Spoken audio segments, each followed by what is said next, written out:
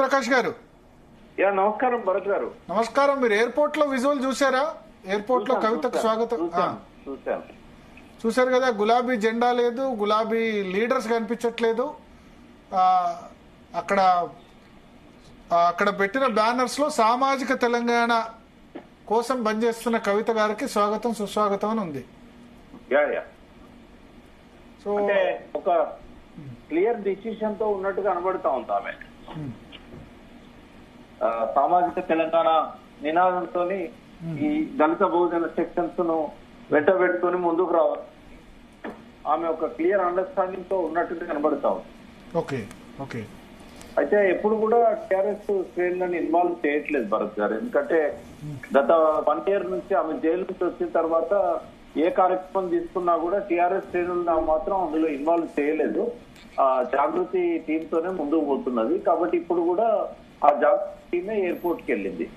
Okay, జాగృతి టీమే airport వెళ్ళింది. కానీ మన ఇప్పుడు మొన్నటి వరకు పూలేకు సంబంధించిన 42% రిజర్వేషన్ అయినా పూలే విగ్రహానికి బీఆర్ఎస్ లీడర్స్ కూడా అటెండ్ అయ్యారు చాలా మంది.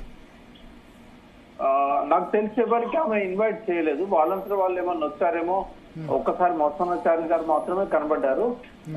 ఇంకా నాకు తెలిసి ఏ లీడర్ కూడా కనబడలేదు. అది బహుశా జ్యోతిబా పూలే దానికోసం మోసనాచార్య గారు వచ్చినట్టున్నారు. బట్ కొంత ఆమెకు మొదటి నుంచి కూడా బీఆర్ఎస్ శ్రేణులను ఇన్వాల్వ్ చేయడం అనేది ఆమెకి ఇష్టం లేదు. మరి లేకుంటే తన టీమ్ ను తన బలాన్ని పెంచుకునే క్రమంలో జాగృతిని ఇన్వాల్వ్ చేస్తున్నారని అనిపిస్తా ఉన్నది. Okay okay. అంటే ఒక ఇండికేషన్ అయితే వాళ్ళు కనబడతా ఉంది. ఎందుకంటే ఆమె ఇప్పుడు ఫ్లైట్ దిగి కూడా చాలా గంటలైంది. మీడియాలో సంచలనం అవుతున్న అంశం మీద ఆమె స్పందించలేదు. ఇప్పటిదాకా ఈ లెటర్ నేను రాయలేదని చెప్పలేదు, నేను రాసిన అని చెప్పలేదు. కాబట్టి ఒకవేళ ఆమె రాయకపోతే మాత్రం ఖచ్చితంగా ప్రెస్ ముందుకు వచ్చి చెప్పేది. రాలేదు అని అంటే ఆమె రాసిందనే అర్థం చేసుకోవాలి మనం. ఓకే. సో ఒకటి ఇప్పుడు ఆమె బయటకు వచ్చి క్లారిఫికేషన్ ఇస్తుంది అనుకుంటున్నారా? అంటే ఎట్లాగో ఆమె ఇంత సంచలనం అవుతున్నప్పుడు ఇవ్వాల్సిన బాధ్యత ఉంటుంది. బహుశా మరి రేపేమైనా ప్రెస్ పెట్టి చెప్తుందేమో అని నేను అనుకుంటున్నా. మీడియాకు ఒక ఇండికేషన్ ఇచ్చారు, మీరు రెడీ ఉండండి మాట్లాడతారని చెప్పి.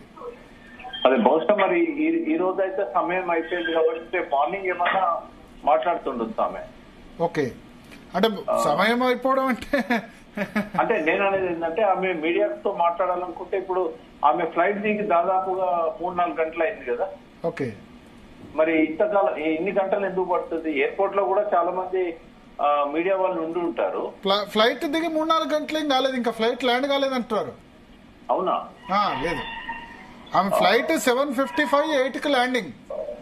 Okay okay. ఇప్పుడు 8 బాగా అవుతుంది. ఇప్పుడు వాళ్ళందరూ కూడా వెయిట్ చేస్తున్నారు. వాళ్ళందరికి వాళ్ళ బయట వెయిట్ చేస్తున్న వాళ్ళంతా కూడా ఆమెకు స్వాగతం పలికేందుకే వచ్చారు. వాళ్ళ స్వాగత సత్కారం తీసుకుని ఆమె వెళ్తారు అక్కడ. అయితే మీరు చూపెట్టిన విజువల్ చూసి నేను బహుశా కాల్సేపు అయింది అనుకున్నాను. నో, ఇప్పుడు అది లేటెస్ట్ విజువల్స్ 7:30కి 7:45 తీసిన విజువల్స్. అక్కడ మా ప్రతినిధి లైవ్ లో కూడా సిద్ధంగా ఉన్నారు అక్కడ. జస్ట్ నో ఫ్లైట్ కూడా ల్యాండ్ అయింది. ఏ నిమిషమైనా బయటికి రావచ్చు. ఇంటర్నేషనల్ ఫ్లైట్ కదా, ఇంటర్నేషనల్ ఫ్లైట్ కొంత కస్టమ్స్ ఇది ఉంటది. ఒక ½ అవర్ అయితే టైం పట్టొచ్చు. ఇంకొక విషయం, రాత్రి మన ఇండియన్ టైం 11 గంటలకు ఆమె ఫ్లైట్ ఎక్కారు కదా. మనము మీడియాలో ఫ్లాష్ అయింది నిన్న సాయంత్రమే కదా. ఓకే, అమెరికా నుంచి కూడా ఆమె కాల్ చేసి చెప్పొచ్చు కదా, వాళ్ళ పిఆర్ఓ కానీ లేకుంటే వాళ్ళ ద్వారా మన మీడియాకు కానీ చెప్పొచ్చు కదా, ఇది నా లేఖ కాదు అని చెప్పి ఆమె TV9 లాంటి ముందు ఫ్లాష్ చేసిన వాళ్ళకి, మీలాంటి వాళ్ళకి. ఎందుకంటే రాత్రి మనం ఇదే టైంకి గంట సేపు డిస్కస్ చేస్తాం దీని మీద. అంటే ఆమెకు యాంపుల్ టైం ఉంది.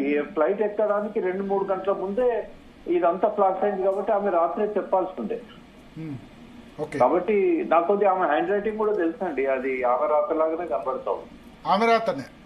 ఎందుకంటే నేను ఆమె రాసుకుంటున్నప్పుడు చూస్తుంటా కదా, పక్కనే కూర్చొని గమనిస్తున్నప్పుడు ఆమె హ్యాండ్ రైటింగ్ దాదాపు ఇట్లాగే ఉంటది. ఇంకోటి ఆమె వెలుగుచ్చిన మనోభావాలు కూడా అన్ని కూడా కరెక్టే. అవి ఇప్పుడు నన్ను చెప్పన్నా కూడా నేను అవే రాస్తా. కింద పేరు మారుతుందేమో, కవిత గారి పేరు మీద నా బదులు నా పేరు వస్తుందేమో. ఎందుకంటే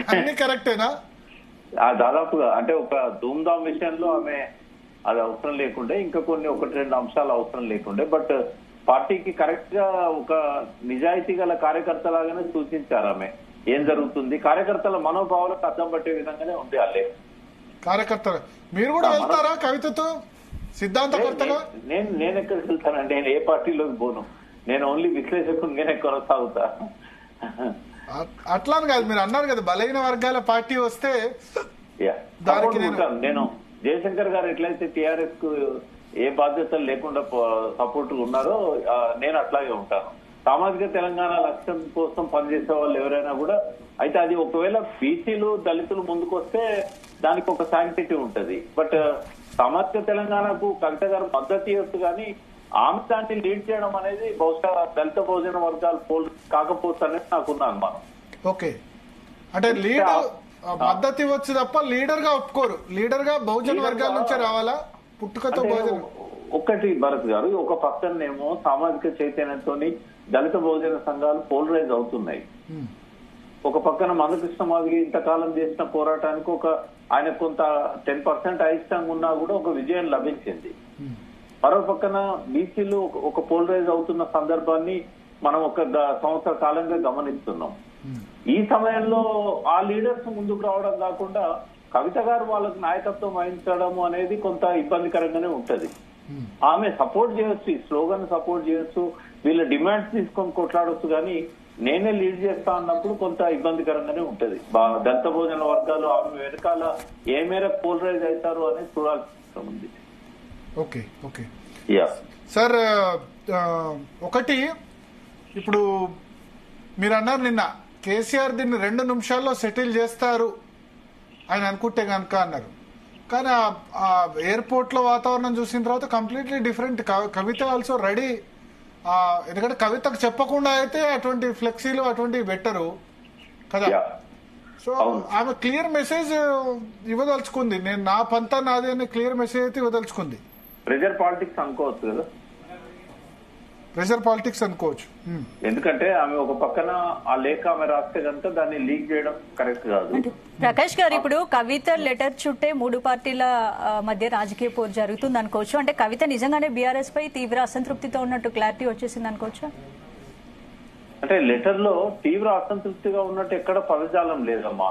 పార్టీని కరెక్ట్ చేయాలి అనే ఒక తపన కనబడ్డది. అంటే మన పార్టీలో ఇటువంటి బయట ఇట్లాంటి ప్రచారం జరుగుతా ఉంది, మనం కార్యకర్తలు ఇట్లా అనుకుంటున్నారు అంటే సరి చేసుకోమనే వైపుగా ఆమె సూచనలు చేశారు తప్ప. అంటే ఇప్పుడు ఇటీవల కవిత ఎత్తుకుంటున్న ఎజెండా కూడా బీఆర్ఎస్ పార్టీకి విరుద్ధంగా ఉందన్న వాదనలు కూడా వినిపిస్తున్నాయి కదా. అంటే బీఆర్ఎస్ పార్టీ ఎప్పుడు కూడా సామాజిక తెలంగాణకు వ్యతిరేకంగా ఉన్నట్టుగా చెప్పలే కదా. కాకుంటే కొన్ని ఎత్తి చూపడం అనేది అది కొంచెం ఏంటంటే ఆమె లోపల ఒక అసంతృప్తి ఉన్నది అని చెప్పడానికి మనం దాన్ని ఒక సాక్ష్యంగా తీసుకోవచ్చు, ఆ ఎత్తి చూపడం అనేది కూడా. ఎందుకంటే టిఆర్ఎస్ పార్టీలో లేని సాంప్రదాయం అది. ఇంకోటి ఎత్తి చూపాలనుకున్నప్పుడు నేరుగా ఆయనతో మాట్లాడొచ్చు కదా అనేది కూడా వస్తుంది. రాత్రి భరత్ గారు కూడా అన్నారు ఆమెకు డైరెక్ట్ అపాయింట్మెంట్ ఉంటది కదా, ఆమె డైరెక్ట్ చెప్పొచ్చు కదా. అంటే కొన్నిసార్లు ఏమైందంటే మీడియా ద్వారా దాన్ని బయటికి తీసుకురావడం అనేది అసంతృప్తికి. ముఖ్యంగా బీసీలకు 42% రిజర్వేషన్స్